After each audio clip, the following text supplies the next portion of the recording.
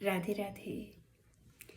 धन्यवाद की श्रृंखला को आगे बढ़ाते हुए आज मैं अपने डॉक्टर के बारे में बताना चाहती हूँ।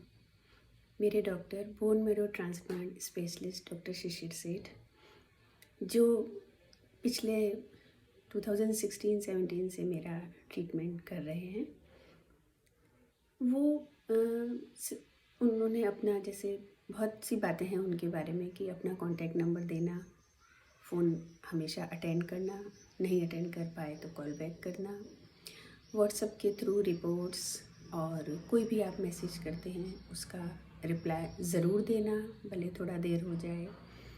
इसके अलावा वो एक ऐसे डॉक्टर हैं जो क्वालिटी मैंने बहुत कम डॉक्टर्स में देखी है कि जब भी वो मिलने आते थे, राउंड पर आते थे हॉस्पिटल में, तो ऐसा लगता था कि उनके पास कोई काम नहीं है, वो बिल्कुल फ्री हैं, सिर्फ हमारे लिए ही, मेरे लिए ही वो यहाँ आए हैं। जबकि उनके पास बहुत काम रहते थे, ये मुझे पता था, वो बहुत ही बिज़ी रहते थे, लेकिन वो रूम में एंटर इस तरह से होते थे बिल्कुल आराम से कि मैं बिल्कुल फ्री हूँ, और वो तब तक बात करते रहते थे जब तक कि मुझे तसल्ली, मतलब पेशेंट को कोई तसल्ली नहीं हो जाती थी, क्योंकि प्रॉब्लम्स तो उस समय बहुत सारी चली रही थी। वो ये पूछते थे क्या तकलीफ़ है, तो जाहिर सी बातें हम बताएंगे, और क्या तकलीफ़ है, और क्या तकलीफ़ है, और क्या तकलीफ़ है, तब तक पूछते रहते थे जब तक कि मेरी तरफ से आंसर आने बंद नहीं हो जाते थे। उसके जब बंद हो जाते थे उसके बाद भी एक दो बार ज़रूर पूछते हैं अभी भी कि और क्या तकलीफ़ है, और क्या तकलीफ़ है। तो ऐसा लगता था कि ये सिर्फ हमारे लिए हैं और इनके पास कोई और काम है ही नहीं।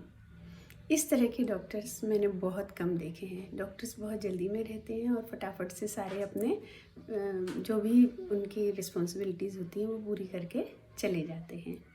इसके अलावा जब मेरा फर्स्ट बोन मैरो ट्रांसप्लांट हुआ था, और ट्रांसप्लांट के बाद 15 डेज़ के लिए सिटी में रहना होता है ज़रूरी, तो जब मैं डिस्चार्ज हो गई थी तो 4-5 दिन बाद ही मेरी तबीयत बहुत ज़्यादा बिगड़ गई थी और मुझे इमरजेंसी में एडमिट होना पड़ा था। लेकिन मेरा रेफर्ड केस था, तो रेफ़र लेटर सिंगल एडमिशन के लिए ही होता है। अब वो तो डिस्चार्ज हो चुके थे हम, तो उस समय क्या करें, दिल्ली से भोपाल रेफ़र कराने जाएं या एडमिट कराएं या क्या करें, हमें समझ में नहीं आ रहा था। तो डॉक्टर साहब ने बिना 1 रुपया भी लिए हुए एडमिट किया, ट्रीटमेंट मेरा स्टार्ट किया और ये कहा कि कोई बात नहीं। और उस समय शाम हो गई थी, तो ऑफिसेज़ के भी टाइमिंग्स कोई ऐसे नहीं थे कि किसी को फ़ोन के थ्रू कम्युनिकेट किया जा सके। तो उन्होंने ये कहा कि आप ना कल रेफ़र लेटर मंगा के सबमिट कर दीजिएगा, कल जब ऑफिस खुलेगा। तो ये उनकी तरफ से बहुत ही आउट ऑफ द बॉक्स और बहुत बड़ी हेल्प थी हमारे लिए कि हमें कुछ भी अमाउंट डिपॉज़िट नहीं करना पड़ा। नहीं तो हम सभी जानते हैं कि अपोलो जैसे इतने बड़े हॉस्पिटल में आप कितना स्पेंड करना पड़ता है अमाउंट, ये मुझे बताने की ज़रूरत नहीं है।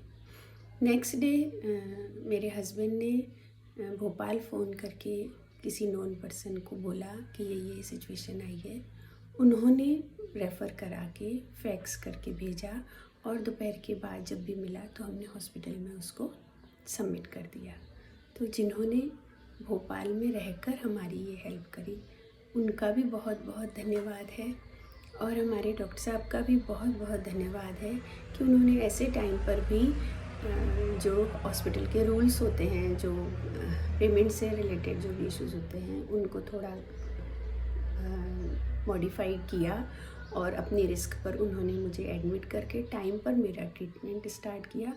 और आज भी वो हर तरह से मेरे साथ हैं, फ़ोन पे कनेक्टेड हैं। हर तरह की प्रॉब्लम में, कुछ भी हो, छोटी से छोटा इशू, चाहे कोई पेपर वर्क हो, चाहे कोई सिग्नेचर चाहिए हो, हर तरह से उनका साथ है।